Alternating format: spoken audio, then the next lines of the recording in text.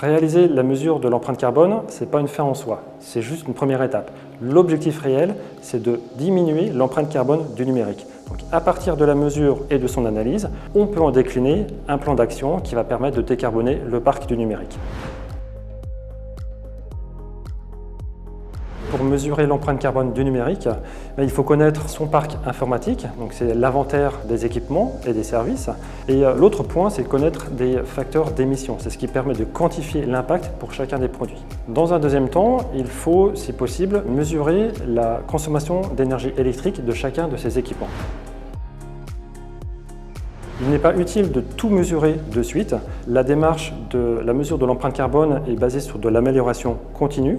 Donc on commence avec les éléments qui sont disponibles, ce qui permet d'établir quelles sont les principales émissions. Et ensuite, à la prochaine itération, au bout d'un an, pourquoi pas, on va aller chercher davantage de précision dans les éléments. Alors mon conseil pour initier une démarche de mesure de l'empreinte carbone, c'est de s'entourer d'experts, car cette mesure est vraiment complexe. Ce n'est pas parce qu'on a un outil, qu'on a des données, qu'on sera capable de réellement établir cette mesure et surtout de réaliser la partie analyse. Les entreprises aujourd'hui doivent monter en compétences, soit pour en interne réaliser cette propre mesure, soit pour être capable de challenger les fiches carbone ou toutes les données carbone qui viendront de leurs fournisseurs.